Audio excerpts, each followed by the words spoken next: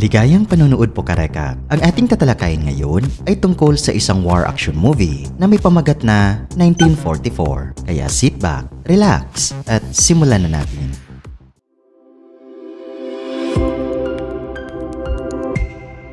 Nagsisimula ang pelikula mga karekap sa kasagsagan ng ikalawang digmaang pandaigdig noong taong 1944. Muling bumalik ang Red Army sa hangganan ng Estonia. Noong Hulyo 27, sa Tannenberg Line ay nakapwesto na sa mga trensera ang mga sundalo habang sunod-sunod ang mabibigat na pambobomba ng mga sundalong Soviet. Sa gitna ng kaguluhan ay nawala ang linya ng komunikasyon. Pero kahit delikado ay nagawa pa ring ayusin ng isang sundalo ang linya at nakatanggap si Ants, ang kanilang nakatataas na opisyal, ng tawag na inutusan silang huwag bitawan ng posisyon. Agad namang pumwesto ang buong grupo sa kanilang mga trensera karekap. Hindi nagtagal ay umusad na ang mga tangke at sundalo ng Red Army matapos ang pambobomba. Paglapit ng kalaban ay todo depensa ang mga Nazi. May sniper, mortar, granada, kanyon at machine gun sila. Matatag ang mga Estonian sa pagsunod sa utos at sa pagtatanggol sa kanilang pwesto. Samantala ay tuloy-tuloy ang putok ng mga tangke ng Red Army.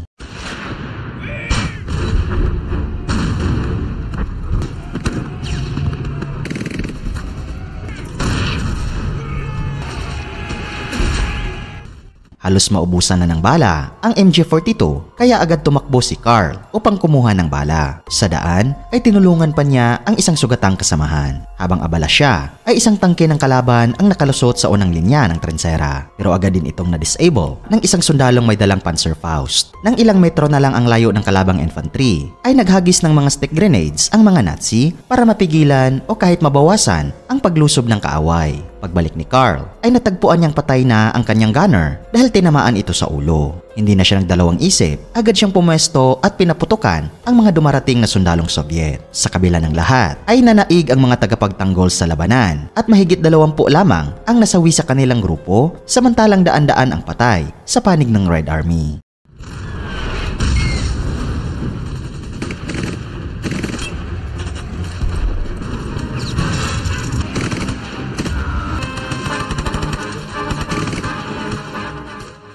Pagsapit ng gabi karekap ay humingi sila ng dagdag na tauhan. 10 sana pero kambalang ang dumating na sina Kostya at Anton. Maya-maya ay pinakilala ng grupo ang kanilang mga sarili sa mga bagong dating. Pinagaan ni Carl ang loob ng kambal at inanyayahan si Kostya na maging assistant niya sa machine gun. Naisa nang sumama ni Anton pero hindi siya pinayagan. Pagkatapos ay may narinig si Carl na ingay kaya agad siyang naghanda ng patalim. Biglang lumitaw si Radek, tinutukan siya ng baril at pinaputok ito. Mabuti na lang at nakasafety ang baril, kundi katapusan na sana ni Carl. Sinabihan siya ni Radek na gisingin ang grupo dahil may kukunin silang posisyon. Sa kadiliman ng gabi ay gumapang sila ng palihim, nagsanib puwersa sa kabilang grupo at pumwesto. Pagsikat ng araw ay sinimula na ang opensiba. Naghagis sila ng mga granada sa mga pwesto ng kalaban at sumugod. Pagdating sa isang pinto ay naglagay sila ng bomba upang sa pilitang buksan ito. Sa parehong oras ay umatake rin ang Red Army mula sa ibang direksyon.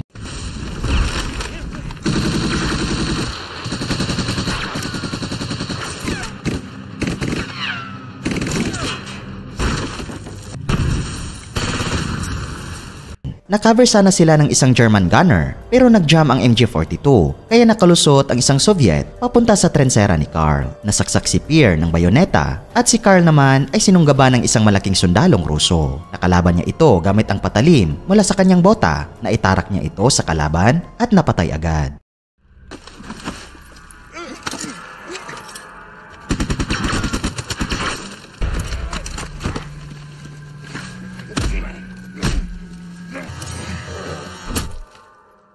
Ilang linggo ang lumipas karekap ay bumisita ang isang mataas na opisyal ng gobyerno ng Estonia sa Tannenberg Line upang parangalan ang mga sundalo at binigyan sila ng litrato ng Führer na may lagda. Matapos ito ay nag-inuman ang grupo sa kanilang trench at tinawanan pa ang imahe ni Hitler. Pero hindi nagtagal ay nauwi sa sigawan ang kasiyahan. Uminit ang ulo ng bawat isa dahil sa ego, alak at hindi pagkakaunawaan. Unang umalis si Anton na balak sanang palitan ang kapatid niyang si Kostya sa duty. Dahil sa pagkabagot ay sumunod na rin ang ilan. Habang nasa unahan ng trensera ay sumilip si Anton upang tanawin ang no man's land. Maya-maya ay umalingaw-ngaw ang putok ng baril at tinamaan siya sa ulo. Bumagsak ang katawan niya malapit sa kanyang kakambal at sa sobrang gulat ay hindi makapagsalita si Kostya at umiyak na lang siya.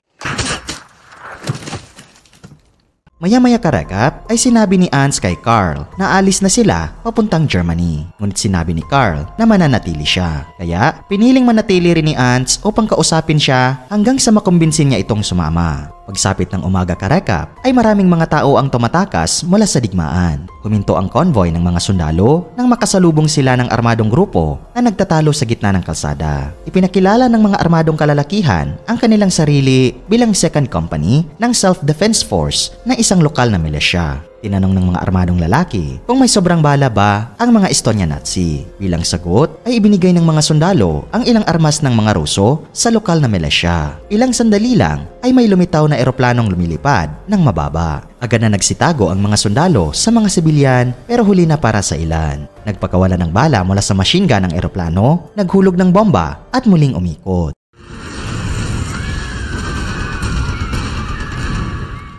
Habang nagmamasid ay napansin ni Carl ang isang batang babae sa linya ng putok ng eroplano. Tinangka niyang iligtas ito at habang bumabaril muli ang eroplano ay agad na tinamaan at napatay ang medic. Nakaligtas ang bata at habang papalapit muli ang eroplano ay niyakap ito ni Carl at sabay silang tumalon sa foxhole.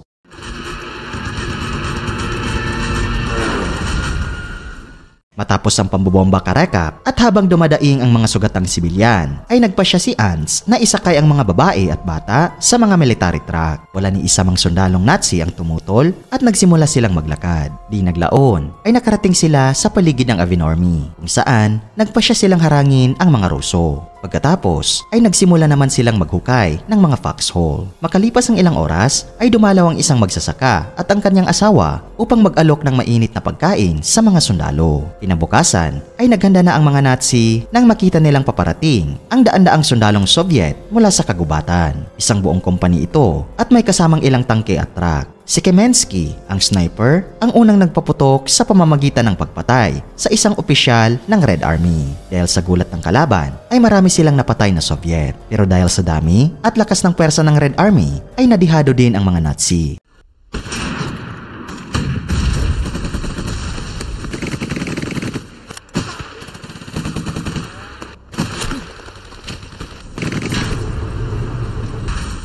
Habang may isang tangking nagtangkang sagasaan si Carl, ay agad siyang lumipat ng pwesto, ngunit nadapa. Nang makabangon siya, ay inabutan siya ng isang sundalong Soviet at binaril siya na naging dahilan ng kanyang agarang pagkamatay.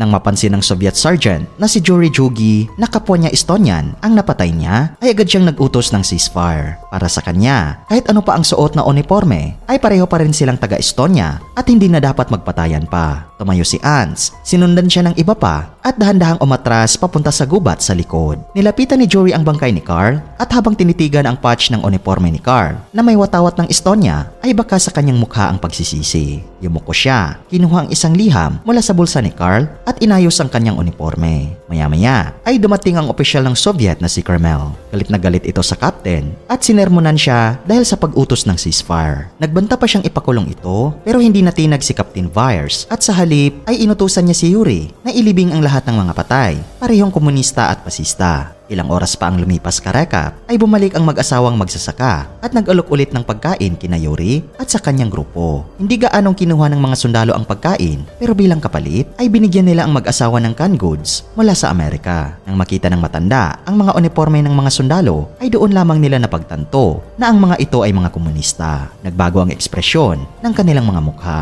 Pagsapit ng Setyembre 22 ay dumating na sa lungsod ng Tallinn sina Yuri at ang kanyang mga kasamahan. Nasakop na ito ng mga Soviet. Matapos ang matagal na pakikipaglaban, ay nagkaroon din sila ng panandaliang kapayapaan. Isang gabi ay nagpunta si Yuri sa isang bahay upang ihatid ang liham na nakuha niya mula sa katawan ni Carl. Pinindot niya ang doorbell at isang magandang babae ang sumagot. Ipinakilala niya ang sarili at tinanong kung dito ba nakatira si Aino. Sumagot ang babae na siya si Aino Tamik at inanyayahan siya sa loob. Iniabot ni Yuri ang liham at binasa ito ni Aino. Nang tanungin kung paano niya nakuha ang sulat ay sinabi ni Yuri na nakuha niya ito sa isang labanan at inakala niyang asawa ni Carl si Aino. Ngunit nilinaw ito ni Aino na magkapatid sila ni Carl. Nagpatuloy si Aino sa pagtatanong tungkol sa mga Soviet pero hindi sinabi ni Yuri ang buong katotohanan. Ang totoo ay napanood niyang namatay si Carl sa gitna ng gyera. Ikinuwento ni Yuri kung paano niya naalala si Carl noon na mabait, matapang at porsigido. Matapos nito ay naghanda si Aino ng mainit na pagkain para kay Yuri. Sa mga tinginan nila ay bakas ang unti-unting pag-usbong ng kanilang mga damdamin. Pagkatapos ay naglakad sila upang mas makilala pa ang isa't isa at dinala ni Aino si Yuri sa isang abandonadong simbahan. Doon siya sumandal sa balikat ni Yuri at saka ibinulalas na pinapatawad na niya ang taong nagpahamak sa kanyang pamilya, ang taong nagsumbong sa kanila sa mga otoridad. Dahilan upang ipadala sila sa gulag sa Siberia. Nanlaki ang mata ni Yuri nang marinig niya ang pangalan dahil binanggit daw ito ni Carl sa sulat. Isang malupit na pagbubunyag ang sumunod dahil si Yuri pala ang lalaking isinumbong ang kanyang pamilya sa mga Soviet. Kinabukasan bago siya umalis ay ngumiti si Aino at kinawayan si Yuri na parang sinasabing sumulat siya. Bago siya tuluyang lumisan ay tinanong ni Aino ang apelyido niya at nagsinungaling si Yuri at sinabing Tol ang apelyido ng isa sa mga tauhan niya. Habang naglalakad pa uwi ay may lalaking kumaway kay Yuri para sumakay sa kotse. Nang makasakay siya ay bumungad si Commander Carmel at matagal na pala siyang minamanmanan. Tinangka ni Yuri na protektahan si Aino at sinabing kapatid niya ito. Pero sagot ni Carmel ay wala namang kapatid na nakatala sa mga record ni Yuri. Dito siya natakot at pinilit na magsumbong kung may kasamahan siyang lumalabag sa prinsipyo ng mga komunista. Makalipas ang ilang buwan ay naglakbay ang Soviet Army patungong sa Arema. Sa isang lugar ay biglang nagsaya si Ali na isang simpleng sundalo. Lumapit siya sa isang bahay at pinuntahan ang paligid dahil iyon pala ang dating bahay ng kanyang pamilya. Kaya iniutos ni Captain Vyers na samahan siya ng grupo ni Yuri. Nang gabing iyon ay dumating ang 3 bagong sundalo. Napansin agad ni Yuri ang tikas ng tindig ng mga ito. Nang tanungin kung dati silang kasapi ng German Army ay nag-atubili sila, ngunit kalaunan ay umamin din sila na dati silang sundalong Nazi, tumakas at napilitang magsundalo muli sa panig ng Soviet. Pinayon sila ni Yuri na wag na lang ipaalam ang kanilang nakaraan. Matapos ang pagpaplano sa nalalapit na opensiba ay ipinatawag si Yuri ni Carmel. Sa pagkakataong ito ay sinubukang kuhanin ni Carmel ang loob niya pero nanatili si Yuri sa kanyang paninindigan at hindi niya kayang ipagkanulo ang kanyang mga tao. Pagsapit ng Nobyembre Karekap ay isinakay ng mga komunista ang huling depensa ng German Army sa Sorve Peninsula. Habang papalapit ay pinaputokan sila ng mga barkong Aleman. Napilitan silang dumaan sa gitna ng minahan at maraming sundalo ang agad na nasawi sa mga pagsabog.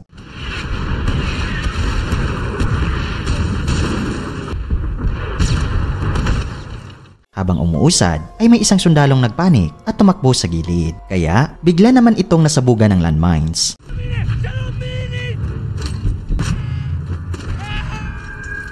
Habang nakasiksik sa batong bakod ay inulan sila ng machine gun at anti-tank fire. Si Oscar Karekap, ang sniper ng grupo, ay tumakbo sa kabilang side at binaril ang German gunner. Dahil dito ay naglunsad ang mga Soviet ng isang suicidal charge. Matinding sagupaan naman ang sumunod.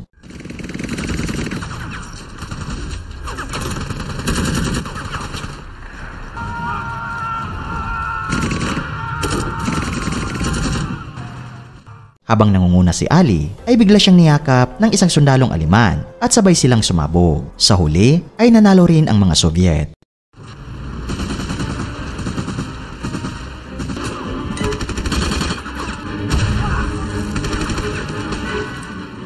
Nang gabing iyon, habang umiinom, ay tinanong ni Oscar si Yuri kung bakit hindi siya makatulog. Sagot ni Yuri ay hindi niya malimutan si Carl. Isinalaysay naman niya ang nangyari sa liham. Kinabukasan Karekap ay nagpatrolya ang buong company kasama si Commander Carmel. Winalaan ni Vyers si Yuri na pinag-iinteresan na siya ng political department ng Soviet at pareho silang nanganganib. Bigla silang nakarinig ng ingay kaya agad silang rumisponde. Pagkatapos ay napalibutan nila ang 5 Estonian teenagers. Sumuko ang mga ito nang walang laban. Ipinaliwanag ng mga binatilyo na sa pilitan silang isinama ng mga Nazi. Hindi raw sila tumuloy sa Germany dahil gusto lang nilang makauwi. Ngunit sa galit ni Carmel ay iniutos niyang barilin agad ang mga ito at si Yuri ang pinag-utusan. Tumanggi si Yuri at sinabi niya na mga bata lang ito. Pero sagot ni Carmel, ang mga defector ay dapat na pinapatay. Pumagitna si Captain Vyers at iginiit na napilitan lang ang mga bata. Sa ikalawang pagkakataon ay inutusan muli ni Kreml si Yuri. Ngunit nanindigan si Yuri dahil hindi niya kayang barilin ang mga kababayan niyang bata. Kaya binaril siya ni Kreml mismo sa dibdib na agarang ikinamatay ni Yuri.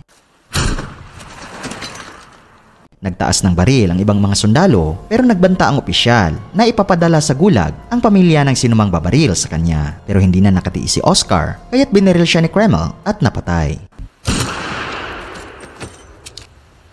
Tumigil sandali ang grupo ni Yuri, walang nagsalita at wala nang sigawan. Tahimik silang nagpatuloy sa kanilang misyon. Pagkatapos ay makikita natin karekap si Oscar na bumisita kay Aino. Iniabot niya ang sulat na nakuha niya mula sa jacket ni Yuri at sa sulat ay ibinunyag ni Yuri ang kanyang tunay na apelyido at ikinuwento niya kung paano niya napatay si Carl sa gitna ng labanan. Hindi raw niya masabi ang totoo noon dahil si Aino na lang ang dahilan kung bakit siya nagpapatuloy. Pagkatapos ay hiningin niya ang kapatawaran ni Aino. At dito nagtatapos ang pelikula mga karekap. Kung nagustuhan nyo karekap ang movie recap natin ngayon, ay inanyayahan kita na mag-subscribe at pakipindot na din ang notification bell para palagi kang updated sa mga susunod naming videos. Maraming salamat sa panunood. Cheers!